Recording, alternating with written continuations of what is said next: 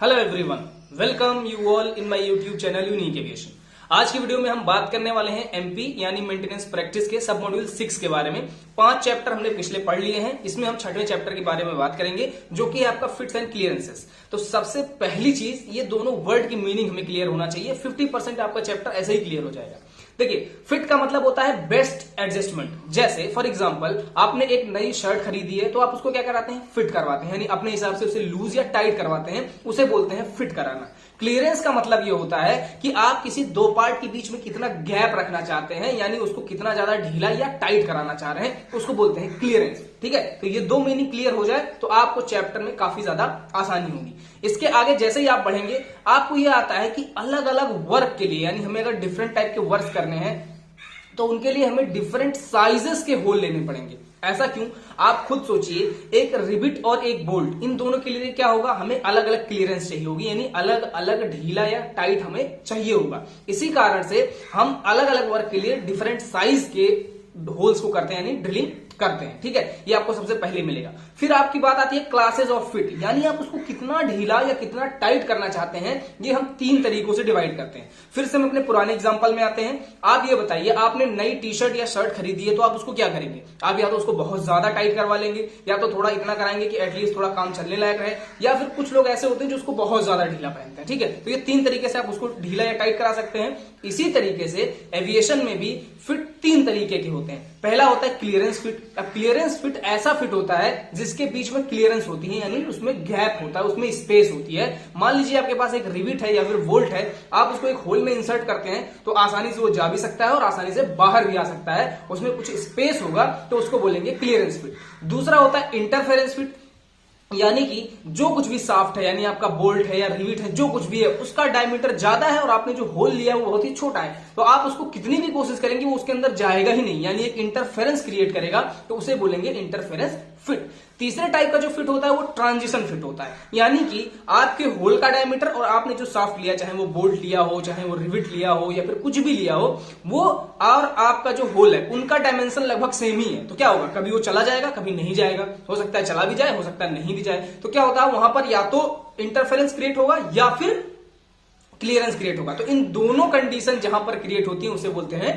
Transition fit. ठीक है, फिर इस चैप्टर में अगर आप और आगे बढ़ते हैं तो फिर आपको आता है कि आप कैसे इन चीजों को ध्यान में रखेंगे, यानी आप कैसे इन फिट्स को क्लियरिफाई करेंगे, आप एविएशन में कैसे इनको यूज करेंगे। तो ध्यान रखिए, इसके लिए स्टैंडर्ड्स यूज किए जाते हैं और सबसे खास जो आपकी बुक में दिया हुआ है वो है क्या, ब्रिटिश स्टैंडर्ड। अब ये ब्रिटिश स्टैंडर्ड क्या होता है इसको हम समझते हैं और हम कैसे इनको रिलेट करेंगे। देखिए, ब्रिटिश स्टैंडर्ड ने क्या किया, डिफरेंट टाइप के यानी 21 टाइप के 21 टाइप्स के होल्स को डेजिग्नेट किया। ठीक है, और उनको लेटर्स के नाम से बता दिया कि ए कैपिटल बी कैपिटल सी, इस तरह से 21 टाइप के होल्स इन्होंने डेजिग्नेट कर दिए। ठीक है, इसी तरह से जो आपके बोल्ट थे यानी जो आपके शाफ्ट थे उनको भी इन्होंने 21 टाइप से, यानी स्मॉल ए, small B, small C, small D, इस तरह से डेजिग्नेट कर दिए। ठीक है, और कितना आपको क्लियरेंस चाहिए, यानी कौन से टाइप का फिट आपको लगाना है, इसको इन्होंने 1 2 3 4 से डेजिग्नेट कर दिया।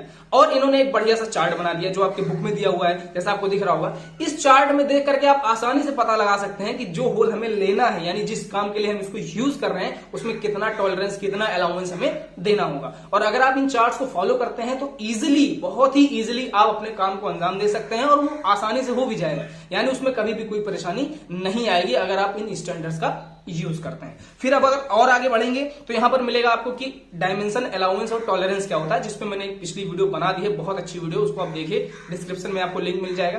फिर भी मैं आपको बताता हूं कि ये क्या चीज होता है। देखिए, डायमेंशन का मतलब ये होता है कि जो भी आपका वर्किंग पीस है जिसपे आपको काम करना है, उसकी लेंथ कितनी है, ब्रेथ कितनी है, हाइट कितनी है, ये सारी चीजें डिटरमाइन करना, इन्हें देखना, ये होता है डायमेंशन, यानी actual measurement of any part. जो पार्ट आपने लिया उसका मेजरमेंट क्या है, इनकी डायमेंशन क्या चीज है। दूसरा होता है आपका अलाउंस। तो अलाउंस का मतलब ये होता है जब दो पार्ट्स एक साथ काम करते हैं, जैसे एक शाफ्ट और एक होल, ठीक है, किसी टाइप का गियर है, तो इनके बीच में आपने स्पेस कितना दिया हुआ है, यानी मिनिमम स्पेस इनके बीच में आपने जो दिया है वो उसको बोलते हैं हम अलाउंस। तीसरा होता है आपका टॉलरेंस। ठीक है, टॉलरेंस का मतलब ये होता है जो भी डायमेंशन आपको मिला है, मैन्युफैक्चरर ने बताया भाई इस डायमेंशन की चीज हमारे एयरक्राफ्ट के इस पार्ट में लगेगी, ठीक है, तो आप उसी डायमेंशन का लेके जाएंगे। लेकिन आप जानते हैं कि दुनिया में कोई चीज परफेक्ट नहीं है, तो थोड़ी बहुत छोटी बड़ी चीजें हो सकती हैं। तो मैन्युफैक्चरर ये बताता है कि जो मैंने डायमेंशन बताई है उस डायमेंशन के हिसाब से अगर आपका कोई पार्ट है वो थोड़ा सा बड़ा या थोड़ा सा छोटा हो जाता है तो कोई प्रॉब्लम नहीं, आप उसे लगा सकते हैं, कोई परफॉर्मेंस में इफेक्ट जो है वो नहीं आएगा। तो उसे बोलते हैं टॉलरेंस। ठीक, अब देखिए जो टॉलरेंस है ना, ये दो तरीके का हो सकता है। कैसे दो तरीके का हो सकता है? मान लीजिए कि एयरक्राफ्ट के कॉकपिट में आपको एक नट लगाना है, एक बोल्ट लगाना है, ठीक है, और मैन्युफैक्चरर ने बताया है कि वो बोल्ट जो है वो अपने एक्चुअल साइज से 0.3 mm बड़ा हो सकता है पर छोटा नहीं होना चाहिए। बड़ा हो जाए तो चलेगा पर छोटा कतई नहीं चलेगा। ठीक है, तो ये क्या है, एक डायरेक्शन में वेरिएशन बता रहा है ना कि सिर्फ बड़ा हो सकता है पर छोटा नहीं हो सकता है, तो इसे बोलेंगे यूनिलेटरल टॉलरेंस। ठीक है, इसी तरह से अगर वही मैन्युफैक्चरर इस बात को बोलता है कि ये बोल्ट जो है